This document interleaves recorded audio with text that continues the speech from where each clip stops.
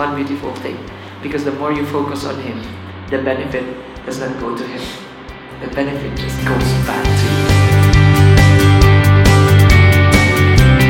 So, while we were preparing this evening, we were sharing things, especially our sister Ricky here, shared a prayer request that she shared to us just this Sabbath.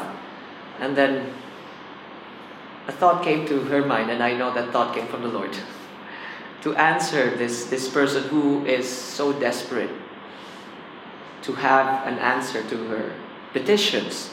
And when you read her email, it was an email of distress because everything is in capital letters. There's even an exclamatory point, isn't it, Sister Ricky? And Sister Ricky asked us to pray for this person and somehow to give her the knowledge and wisdom how to answer this person who is in need. And somehow the Lord gave her this conviction to tell the lady to start praising God, to start thanking God. And just imagine, if you have a problem and if you focus on the goodness of God, thanking God and praising God, what do you think will happen?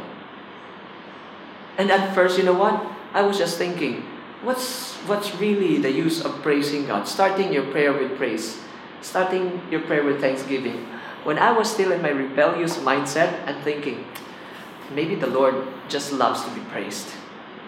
Maybe the Lord is just an egocentric God who wants His ego to be stroked. And then later, you know what? The more I learn about prayer, the more I get to realize that the praise part is not for God. It is actually for us. Can you say amen to that? Amen. It is not actually for Him, it is for us, because most of the time we come to the Lord, we bend our knees, and we give Him our shopping list. We give Him all our prayer requests. We give Him all our burdens. And I'm not saying that giving your burdens to the Lord is wrong. But sometimes our burdens surpasses or exceeds our gratefulness. And the more we give them our burdens, usually, have you experienced that? That you give God your burden and then when you get up from your knees, the burden is even heavier? It was even bigger. You know why? Because you forgot to praise Him. You forgot to thank Him. The moment your mind shifts into a praise mode, the moment you begin praising God, the moment you begin thanking God, you know what happens? You become reminded of the capacity of your God, of the character of your God, of what God can do in your life. And then the moment you enter into supplication, the moment you lift up a prayer request, you become reminded, oh, this is nothing in comparison to what my God can do. And then you end up getting off your knees and then you ask yourself, what problem? What problem? Because any problem, you put it on the side of the Lord. Any problem, you bring it in comparison to the size of your God. Nothing could ever compare with the size of your God. And not just the size of your God, my dear friends, the character of your God. Amen. Amen. That is one beautiful thing about praising God. I remember I have a friend, my prayer partner. I met this person on the point that he was depressed. That he was like facing a depressing state in the missionary work. And I was somehow disappointed as well with my evangelism partner. So we sat down over lunch. Over lunch, we talked about our depressing moments. You know what happened? Even though the lunch was perfect, the lunch tasted so bad. And you could just feel the gloom covering you. It was just so bad. The more you talk about depressing things, the more depressed you get. And then all of a sudden, there was just like a switch that got turned on. I don't know who started the conversation. I don't know if it was me or it was him.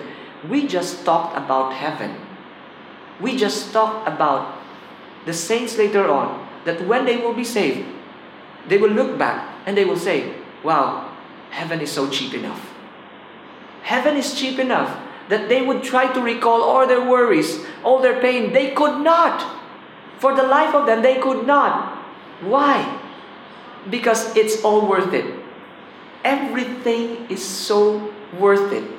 All the pain that they have experienced. So the moment we talk about heaven, the moment we talk about the positive side of life, you know what happened? At first there was a gloom. At first there was a cloud. All of a sudden that cloud was just like taken away. And all of a sudden our faces just lighted up. And then we talked to each other. Have you sensed that? And I said, I sensed it too. So whatever our minds focuses on, it really dictates our attitude. It really dictates our actuation on a lot of things. So just imagine, that's why I guess, a while ago when we were discussing things, Sister Ricky opened up this beautiful quote, and this is a verse. God inhabits the praises of His people. God inhabits the praises of His people. The more we praise God, the more God becomes real in our lives. Amen? And you know what? One thing that really saved my life. I was in a very miserable state in the ministry. I don't want to talk about it anymore. I was in a very miserable state. I was depressed for the past 5 or 6 months, and it was very difficult because I could not show my depression. I'm a happy gem, so I need to be happy. I need to let people know that I'm happy, because the moment I let them know that I am not happy, there will be a lot of commotion that will happen. Young people will rise up against this, against that, and my family will be behind me, and there will be a lot of commotion. So I have to swallow it all in. And I was very hurt, I was very rebellious, and I did not even think that I could be able to stay in the church anymore. I was even thinking of leaving the church during that time. I was planning to move out of my hometown. I'm already setting the plans in my head. I don't want to be a bad example to these young people, so I have to leave the church somewhere else. And then you know what happened? Make long story short, there was this camp meeting. And remember John Wood, who came here? He led out Faith Camp. And I was not planning to go, but I already bought a ticket, because the ticket that I bought was on sale, piece of fare. And Pastor Carlos' sister was going. And their mother would not let her go if I won't go. So I was somehow forced to be there. So I wore this mask, planning to be happy, but deep inside I was not really happy. And in that place there was this prayer room. And somehow the girl who was a huge influence in my life, a missionary, appointed me to be one of the prayer leaders. And I'm thinking, oh Lord, I don't want to pray. I don't even want to be in the prayer room. I don't even want to be here. And now you're giving me this task. Make long story short, I was there in the prayer room.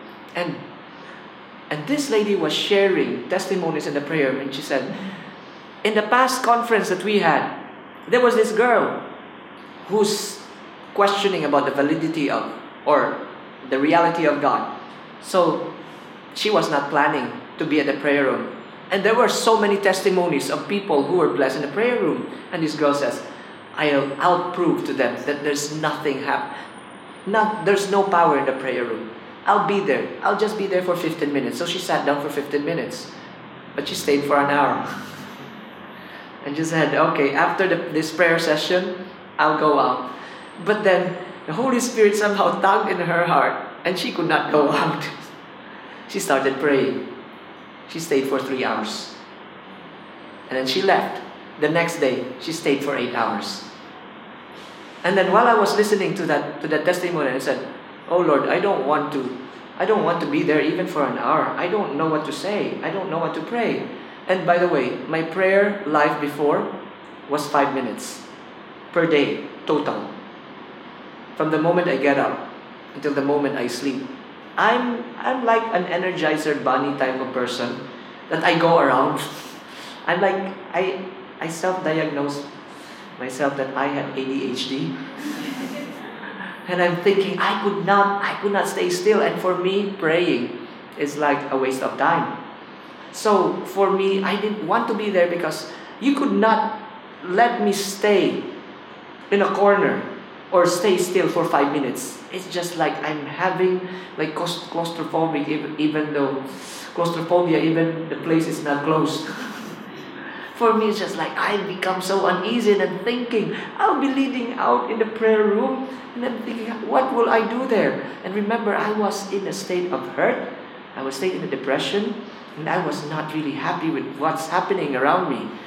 So I was forced to be there because Nen, I guess you met Nen, Kirsten. Nen was also asked, so the two of us went there. And the moment the prayer session started, it started with praise. The moment the prayer session of praise began, I uttered the first praise. Remember, it's just one sentence prayer. The second prayer I uttered, the Lord somehow broke my heart. And my walls began crumbling down. The moment that happened, that's when the Holy Spirit began to penetrate in my heart. And then I began to realize, by praising God, the Lord reminded me, you have been dwelling so much on your losses, where I have been blessing you. I have been giving you a lot of wonderful things. Have you ever thanked me? The moment I said those prayers, my dear friends, wala na. God won me over.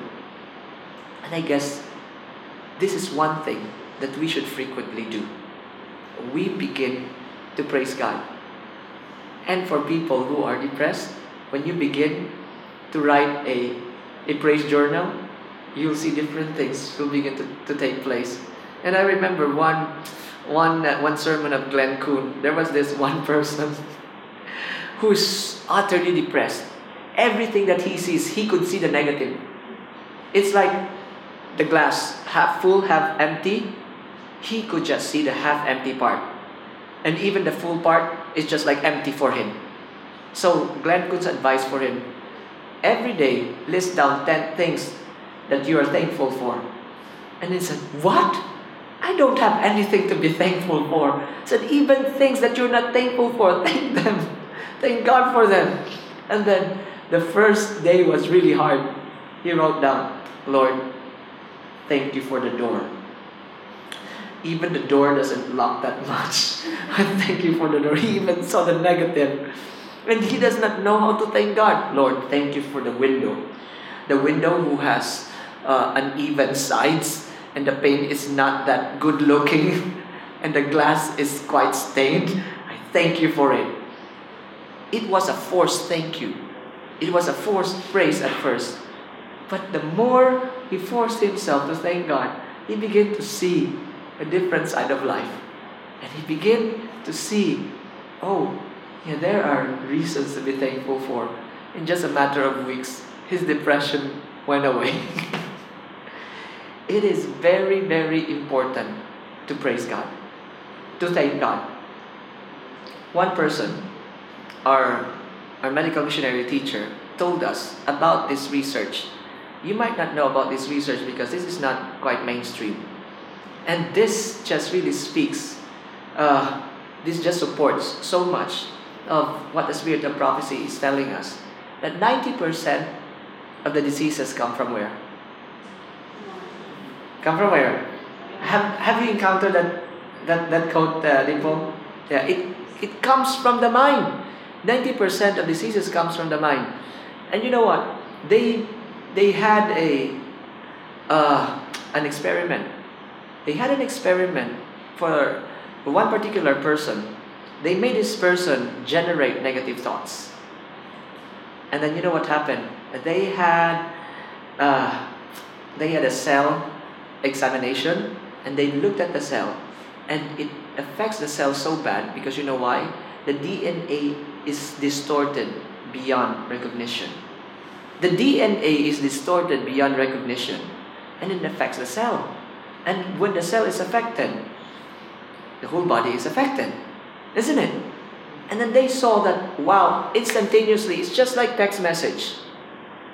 You don't see what's happening, but you receive the text. There is this connection with the mind and the DNA and the cell that affects the body right away. And science could not explain it, but it does so. And then, you know what? They had another experiment. They took the cell and then placed it on a lab 50 miles away. And then initiate this person to think a negative thought. You know what happened? Instantaneously, without any time difference, at the time that the person think a negative thought, that cell becomes distorted. The DNA becomes distorted. That's how connected our mind is to our body. And that's why the enemy would try to disrupt this mind. The enemy would try to fill our minds with things that are not of God. Because things that are not of God will not cause this mind to think positively.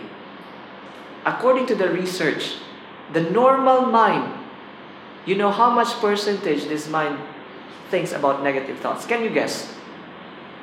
Just a guess. Don't worry. You will not be disfellowshipped if your answer is wrong. I don't have the power to do that. Can you guess? Huh? 90? You agree with 90%?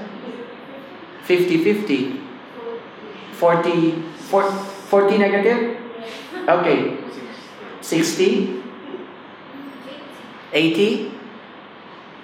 You know what? The pastor won. He is the nearest. It's actually 94. 94%. The regular mind, the common mind, thinks negatively. Did you see that? Normally, our mind would focus on the negative. For example, if I lift up to you a paper that has a dot, where does your mind focus on? On the dot. It's not the whiteness of the paper. It's always on the dot. You always see the negative. And this mind, apart from Christ, could not function. That's why God is telling us, let this mind be what? Be in you, which was also in Christ Jesus. This is the reason why, my dear friends, the Lord wants us to focus on Him. Because this is the only way that the mind could survive.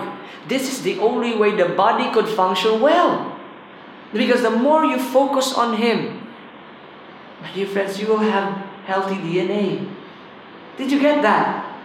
The more you focus on Him, your mind will be detached from all the negative things of this world. Especially, you are living in a very dirty world.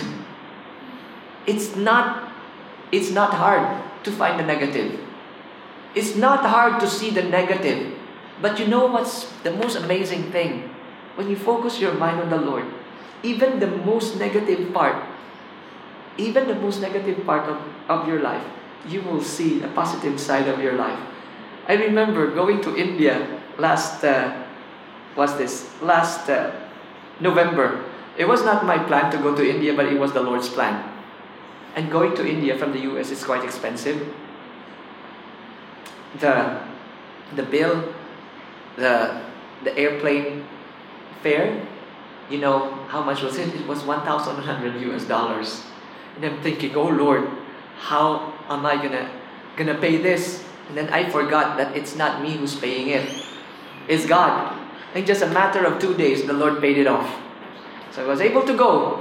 And by the way, friends, going to India is like really going to another world. Isn't it? It's like going to another world. I remember my friend who went to India before. He said, Jem, if Philippines is the third world, India is like a sixth world. We arrived in Mumbai. And in Mumbai, I left Washington, D.C. at the last few days, October 31, and it was quite cold. The moment you arrive in Mumbai, voila, it's a sauna. So at first, and I'm thinking, this is like Philippines. The moment we travel by train. 6 hours by train. And going out of the train is a challenge. Going out of the train in the Philippines is like an organized chaos. In India, it's just pure chaos. I was pushing my bags. And my other friend, because our guide did not tell us that we have to be at the door before the train stops. And the train will just go. If you are not out of the train, it will just go. And good luck. I don't have a phone. They don't have a way to contact me. Where's that little missionary? And I was pushing my way. And have you seen that those people who were wearing the orange thing? He's bringing a stick. He was about to pound my head with a stick because his leg was crushed on the wall, because we have to get out. And then I was just like grumbling and all. And then I begin to realize, the Lord is the one who brought me here. Why did I choose to be unhappy? And then I begin to see things in a different way. And I begin to thank God and praise God. And then I begin to remember, the happiest place in the world is where God placed you. Is where God called you. And sometimes we even miss the happiest experience. Why? Because we are so focused on self. And I'm thinking, why should I be focused on myself? Because you know what? When I travel, I don't travel light. Ayen is laughing because she saw my bags. Actually, this is the lightest I've arrived so far, huh? And I even sent one of my 50-pound bags to Denver, Colorado, and I did not bring it to India, so I just brought my backpack, my small trolley, and my 50-pounder bag. And in India, there's escalator is quite scarce. It's not there all the time. And when we were traveling, somebody pulled my little suitcase, and my little suitcase broke. And now I'm bringing my 50-pound bag, and I'm carrying another bag on my left hand. And then when I saw where we're going to the other side of the tracks. And the only way to go through the other side of the track is to climb the flight of stairs. When I climbed, and I saw, there's another flight. And I went up, and I looked up, there's another flight upstairs. My dear friends, it was like workout in India. And then you know what? The moment I realized that I was there, the Lord put me there, I'm beginning to see the funny side of my experience. I'm thinking, Lord, thank you for giving me a workout. I have not exercised for quite some time. And then, you know what? While we were riding the bus, in India, it's just like missing the people on the side of the road. It's just like a game for them. The bus driver was texting and calling while driving the bus on one hand, and then just like trying to miss the people on the side. And then every time, and I was sitting next to the front seat, next to the driver, I could see everything happening before my eyes. And while he was driving, my dear friends, riding the bus in India, you will grow abs. Because I just see people being missed and said, I'm having stomach contraction. And I'm thinking, oh Lord. And then when I got down and I said to myself, wow, I just had a complete exercise today. I just exercised my core, my arms and my legs. And then I said, okay Lord, it's just amazing how things begin to change when we look at things from His perspective. And you know what? My view in India began to change. And in India, honking, for our people here, honking is like rude, isn't it? Like you honk only in emergency. And when you are really angry. In India, honking is like breathing. It's like, they let you know that you're there. Like, like every time they do something, and then you should be irritated with the honking. But you know what? The Lord changed my mind that the honking is like music to my ears. And I think, wow, Lord, everything changes when we focus on God. Amen? The moment you begin to thank God, to praise God for this opportunity that He has brought you to this place, even the hot weather, it's becoming comfortable. And I said, wow, Lord, this is what you are really teaching us. And just imagine, because the enemy would want you to dwell on the negative. The moment you dwell on negative, it's a downward spiral. It's a downhill. The moment it goes downhill, do you think you could be an effective light to the world? No. Who would want to have your God when your God makes your face so heavy? Who would want to have your God when your God transforms your face into a long face? No one would want to have a God like that. And just imagine, Jesus was a man of sorrows, acquainted with grief. But why was the kids attracted to him? Why were the kids following him? Because the sorrow was here, but the joy comes out. Amen? The only reason for that, my dear friends, that even though he was carrying the sins of the world, even he was carrying all the negative things of this world, but he was constantly connected to his Father. That's why his prayer is a constant prayer of praise. His prayer was a constant prayer of desperation. Isn't it amazing? And the Lord somehow brought me to another place. And this is what happened on this trip. The Lord gave me a hot and cold treatment. From Washington, D.C., the Lord flew me to India. From India, the Lord flew me, and that is when I went back, it was beginning of the third week of November. The Lord flew me back to New York and to Denver, Colorado, specifically Loveland in the mountains. And it was the beginning of snowfall. So remember that video that I was like running, and I was so excited because that was the first snowfall in 2016. So I was running around, and I'm thinking, oh Lord, the next week, you know where the Lord brought me? The Lord brought me to Hawaii. It was another hot place. And I was not complaining. And God is just so amazing that He prepared all these things. Maybe the Lord saw that I'm getting sick, so the Lord gave me a hydrotherapy, hot and cold therapy. So, and the Lord, from Hawaii, you know where the Lord brought me? North Dakota. If you don't know North Dakota, you go to the freezer and experience that is North Dakota. And by the way, this is what happened. When I checked the ticket for North Dakota, it cost nearly $1,300. That's from Honolulu, flying out to North Dakota, and North Dakota going to Ontario, California. And I was looking for the ticket because this church asked me to go there. And the wife of the pastor, they said, Jem, our church is only a small church. So, how much is your professional fee? They asked me how much is my professional fee. First of all, I'm not a professional. And then I told them, you know what? The gospel is free, so why should I charge? And I said, okay. And then they said, so how about your fare? And since they're a small church, I was somehow convicted that the Lord will supply the need. And I said, God will just answer that. So how much should we just reimburse you when you come here? And I said, if the Lord does not provide, then you could reimburse me whatever it is, whatever the price that the Lord has placed in your heart. So somehow I was convicted that I should pay for my fare. But looking at the fare, 1,300, I said, Lord, all my savings will be gone.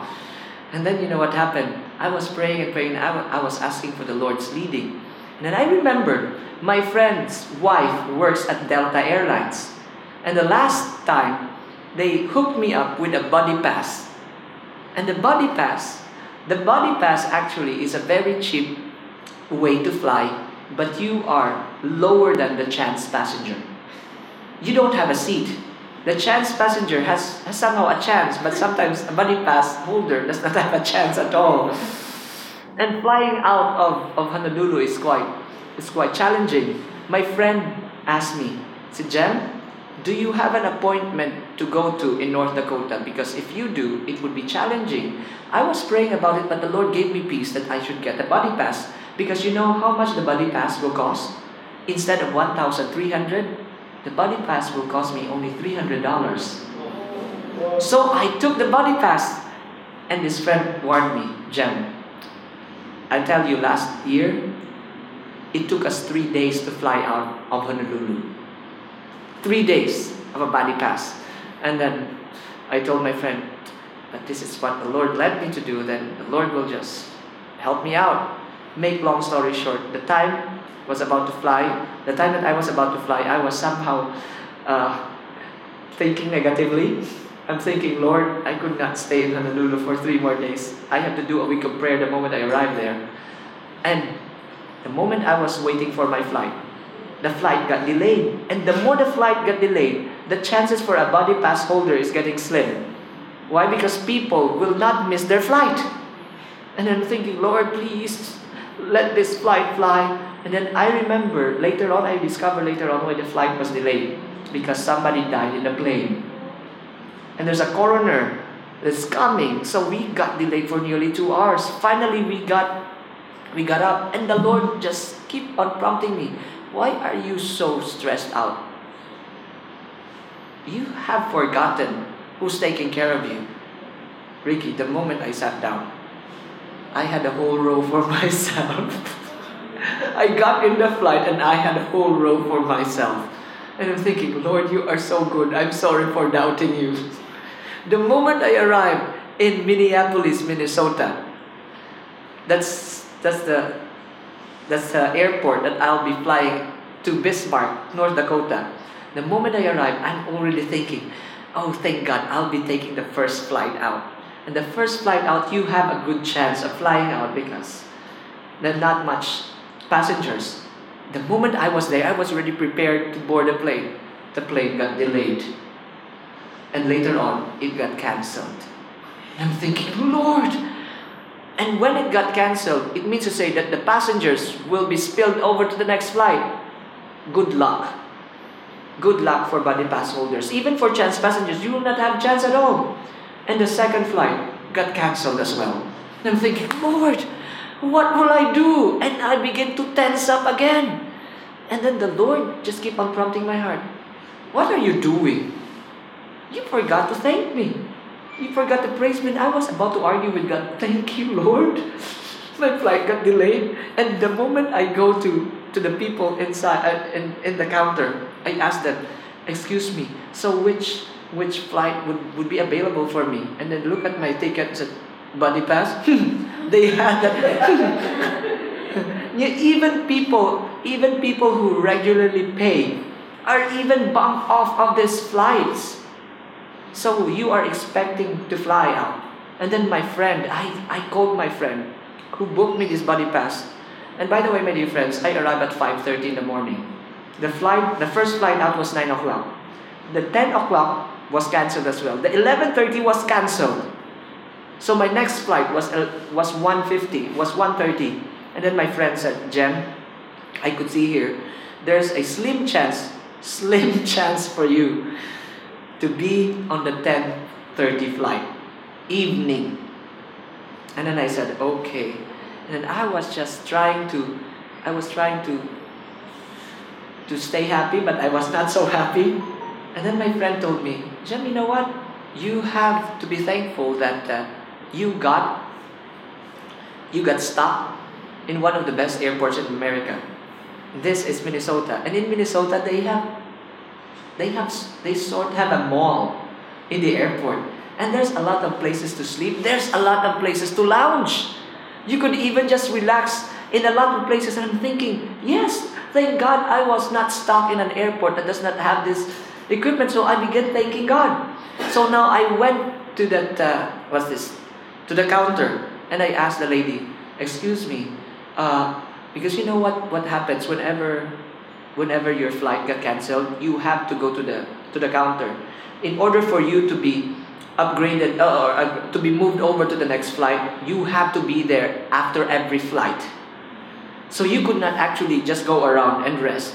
You have to wait for the flight to fly out and then tell them, please move me up to the next flight, to the next flight, to the next flight. So my dear friends, I wanted to rest. So I told the lady, please put me in the 8:30 flight. the second to the last flight. Because if I fail to be there, then I will be moving up to the 10:30 flight. And the lady said, you know what, sir, that's too far. There's still a lot of flights here, but honestly speaking, you don't have a chance. But again, it's too far, so we'll just put you at the 3:40 flight. I said, okay. I'm thinking I have to come back and forth again. The moment I was there waiting for the flight, remember, my mood now began to change. I begin to thank God and praise God. Okay, Lord, thank you that you have given me this place to hang around. The moment, my dear friends, when I went there, I presented my ticket and I asked the African American guy, excuse me, so can I check when do I have a chance? And then this guy said, you know what? It's not that you had a chance. It's quite weird. I said, what's quite weird? You have first class. My dear friends, I was blown away. I was blown away. And my friend told me, so did you sleep during your flight? I said, no, I was so excited. I put my legs on the chair because the chair is so big it could fit 2 more Filipinos. My dear friends, it's just amazing how when our minds are set on the Lord, that it changes a lot of things. So I wrote this bed blog. Remember, I always have a bed blog. And when I arrived, by the way, when I arrived in Bismarck, there was a snowstorm. The highways were closed. All the hotels were booked. There's no taxi that will take any passenger. And the pastor who invited me, he was just saying, Jem, I'm sorry. I'm so sorry that you had a worst welcome in your life.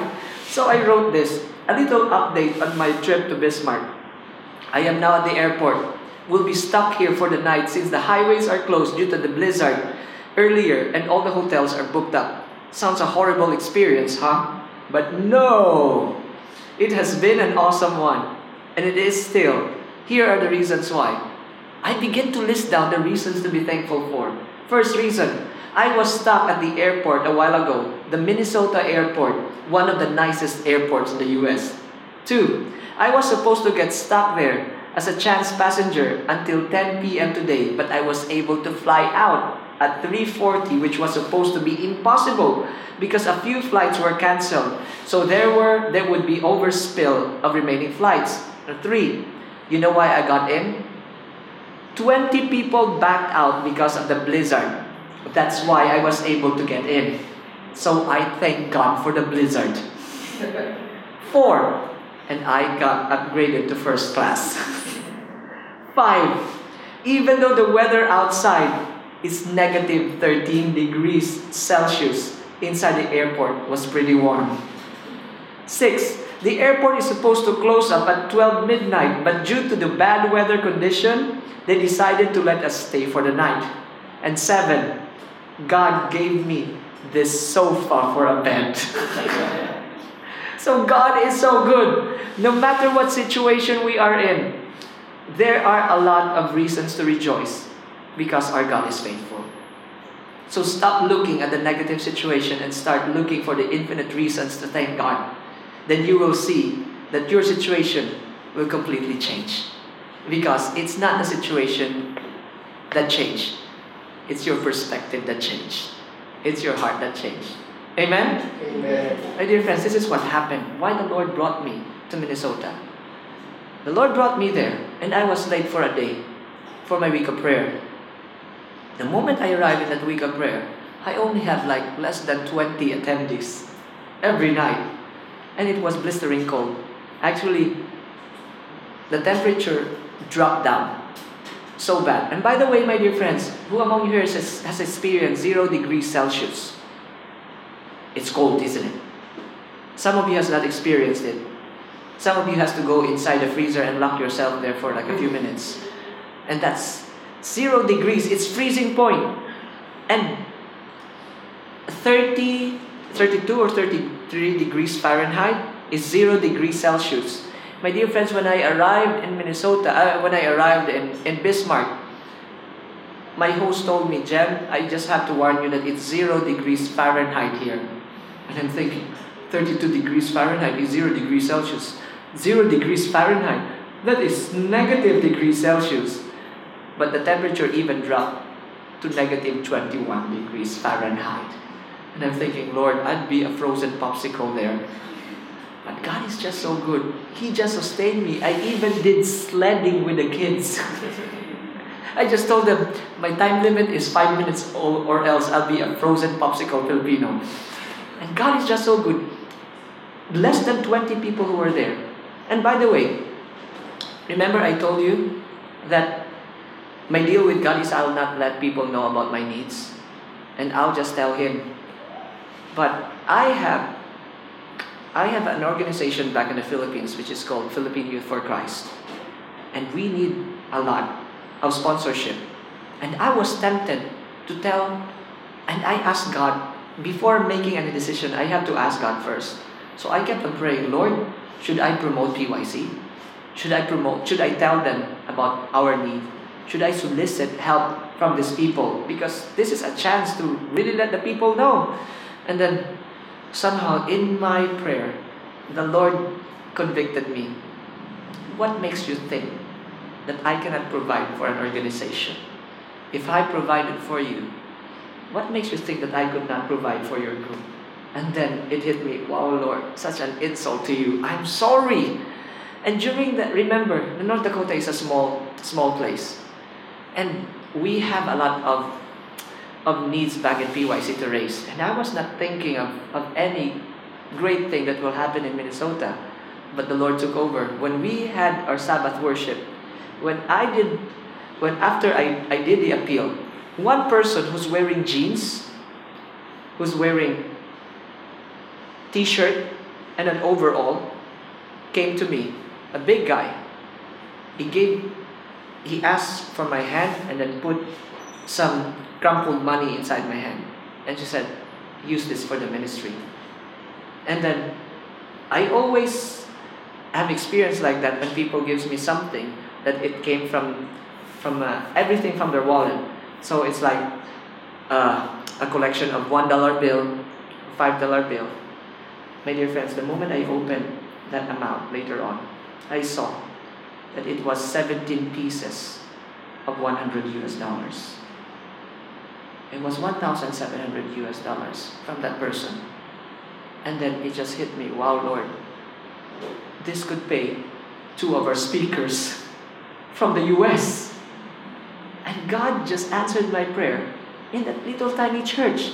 And I begin to realize this is what happens when we begin to look at the positive side of things. That God is preparing us to receive these blessings. Amen? And another kid, a 14-year-old kid, he was waiting for me because I was talking to a lot of people. He was waiting for me. And then he said, Jan, can I talk to you? And I said, sure. And he handed me something with a clip. And then he told me, this is my offering. And the Lord somehow made me collect this offering for quite some time. And the Lord spoke to my heart that it should be for your ministry. And then when I opened the amount later, it was $750. And then it hit me, wow, Lord, I underestimated you. I underestimated your goodness. The Lord just answered the needs of the people back home. So you know what happened? We were able to pay for our venue for the Sabbath. And it did not stop there. It did not stop there. The church collected offering that amounted to nearly $1,000. In that little church alone, the Lord gave me more than $3,000.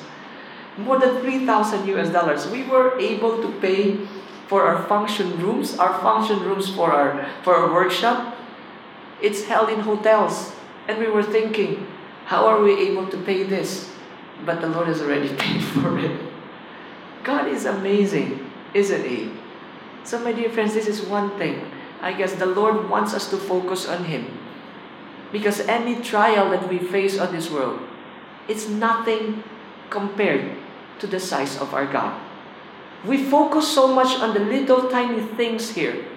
We focus so much on the insignificant problems that we forget how big our God is. We forget how big our God is. And by the way, do we still have time? Still have 5 minutes? I remember this. Let me open this. I remember this presentation. Anybody here who has seen presentation in YouTube entitled How Big Our God Is? I guess only Pastor Carlo, because that's one of our favorite presentations in YouTube before. There was this pastor, his name is Louis Giglio, and he spoke about the vastness of the universe. And he gave an example. Oh, by the way, in the span of the universe, the distance, they don't measure it by kilometers or miles. It doesn't count it. It's counted by light years. And light year, the speed of light is how much? Do you know? 186,000 miles per second. That's the speed of light. I sound so intelligent. I have a copy. And 1 light year is the distance that the light travels in a year. Just imagine that in a year. And you know what is the distance? In that speed of 186,000 miles, at that speed, as the light travels in a year, that's 1 light year. And the total that's 5.88 trillion miles. That's 1 light year. And one of the nearest galaxies, it's the, you know what, it's talking about this galaxy which is called the Whirlpool Galaxy. It's not the fridge, it's not the washing machine, it's the galaxy. And our galaxy is what? Milky Way, not the chocolate, but the galaxy. So from the tip of our galaxy to the nearest star in Whirlpool Galaxy, you know how long will it take to reach that? If you measure light years, it is 31 million light years away. 31 million light years away, that's how far it is. And now, he began to count the stars in one galaxy. Galaxies are composed of 100 to 300 billion stars. Our Milky Way is more or less a little more than 100 billion stars. Whirlpool Galaxy is like 300 billion stars. And now, he compared the Earth to the nearest star and one of the smallest stars, which is what? The Sun. How many times is the Sun bigger than the Earth? For those of you who does not know, just a wild guess. Again, there's no disfellowshipping that will happen if you're wrong. Can you guess? Just guess. 20 times. Okay, that's a good guess, but it's too far. 50? 1,000? Sorry, it's still too far. It's 960,000 times bigger than the Earth. My dear friends, that's nearly 1,000,000 times bigger than the Earth. Did you realize that? And this is 1 foot, isn't it? This is 1 foot. 1, 2, 3, 4, 5, 6, 7, 8, 9, 10, 11, 12, 13, 14, 15. From that portion to this portion, if the sun is this big, the Earth looks like this. If the Earth is a golf ball, the sun would look like that, 15 feet in diameter. And then he began to wonder, wow, that is a very good description of how small the Earth is. And somewhere in there, you're there. Imagine. And now he moved into the second star. The second star is really mind-blowing. He said the moment he discovered how big this star is, for 2 months, he does not know how to pray. The second star is called Betelgeuse. Betelgeuse, you know how big Betelgeuse is? Betelgeuse is twice the size, not twice the size of the sun, but twice the size of the orbit of the Earth around the sun.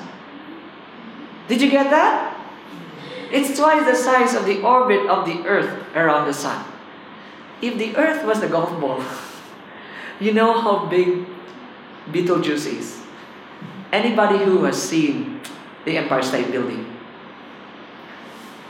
I know you have seen Empire State Building, the building that King Kong climbed. Okay, it's too big. When I went to Manhattan, when I went to New York, I saw the Empire State Building and my jaw just dropped.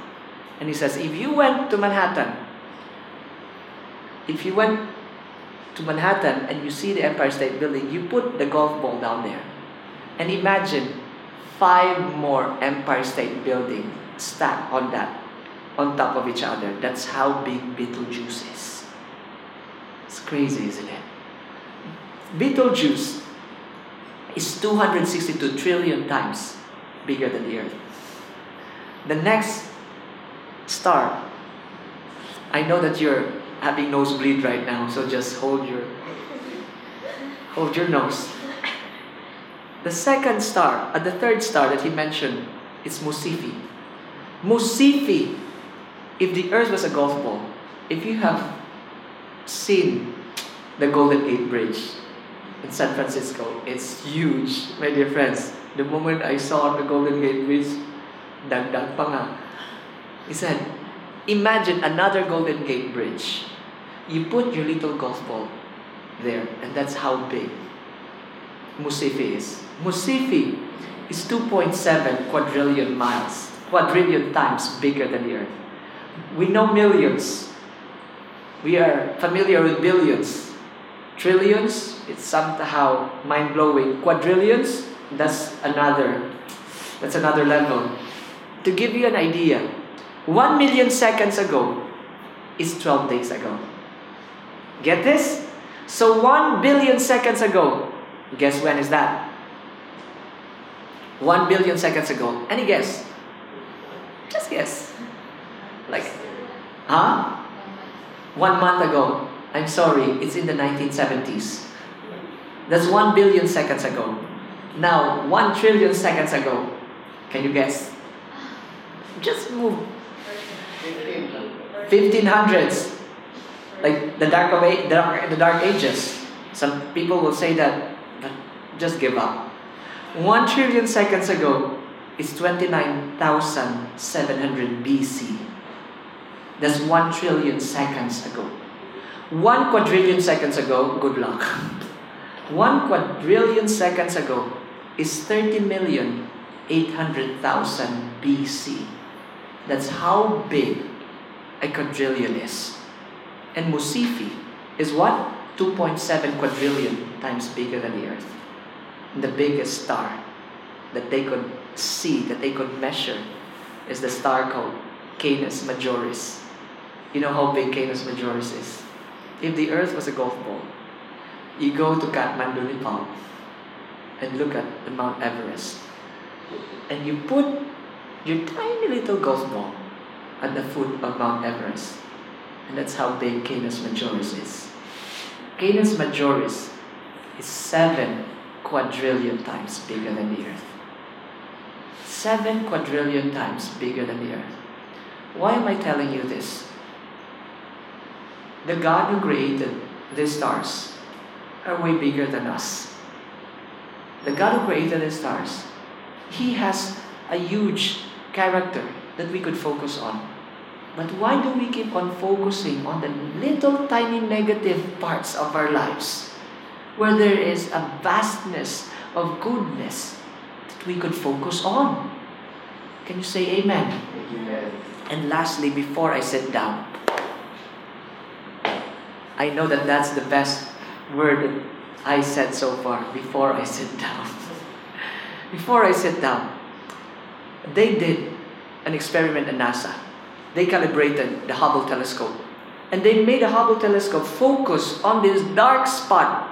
On this very dark spot. It's like one of the black holes. They tried to focus. And they focus on this like corn-sized spot in that black hole. And they went deeper and deeper and deeper. I guess they made that shot for like 26 days. 26 or 40 days. They just went deeper and deeper to see what is beyond the darkness. After 26 days, They got the result. And you know what they discovered? They discovered in that tiny corn-sized space there, they saw 10,000, not stars, but galaxies. It's mind-blowing, isn't it? In the tiny dot there, they saw 10,000 galaxies. How much per galaxy again? 100 billion to 300 billion stars. And now Canis Majoris, I guess it's not even the biggest star at all.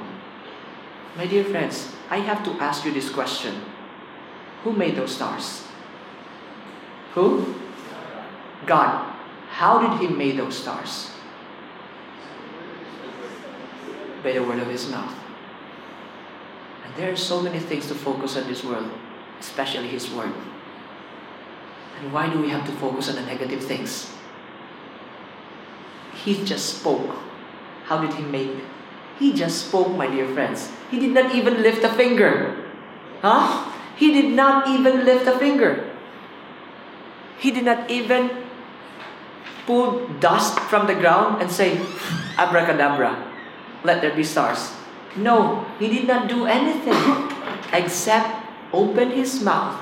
The moment He said so, stars begin to happen. My dear friends, there are so many reasons for us to focus on God. But why don't we focus on Him? There are a lot of things that takes away our attention. Just look at us right now. How many of us are here? Just look around. How many of us are here? It's not that much. And we think and we wonder why this world is so filled with people who are negatively thinking about things. Because we don't have time for Him. Isn't it? We don't have time for Him. We see that having dinner is more important than having time with God. True? We see that spending time back there in our rooms, relaxing, is more important than spending time with God. And that's what we get, my dear friends. We focus more on the negative. We miss out on the beauty, on the power that God has to offer. Amen? And this is the last verse that I'd like to leave you with. Oh, it's just mind-blowing how powerful our God is and how patient our God is. And this is the verse, Luke 12 verse 7. I'll just focus on the first sentence it says here. But even the very hairs of your head are all numbered. Friends, the God of the universe, the God who spoke all those, the God who just spoke and all those stars came into existence, knows the number of your hair. He is so concerned about you that He knows the number of your hair. And you know one thing that hit me? If He knows the number of my hair, Sir Elsin, don't worry. He knows your roots. Friends, let us think about this. If He knows the number of your hairs, He sees your falling hair. Did you get this? Every time you comb your hair, the Lord saw it. There goes 5. Every time the wind blows, there goes 2. Every time Brother Elsin puts everything's intact. And every time you play around with your nephew or your friend, when you grab somebody's hair, there goes 35. Just imagine, my dear friends, your God is so concerned about you, even the tiniest details of your life, and you're not even concerned about Him. He deserves more time. He deserves more focus. He deserves more attention. And this is one beautiful thing, because the more you focus on Him, the benefit does not go to Him. The benefit just goes back to you. It just goes back to you. So, this is my prayer, that we focus our minds on Him. Because if our mind dwells on Him, my dear friends, the mind will dwell on power. the mind will dwell on His power.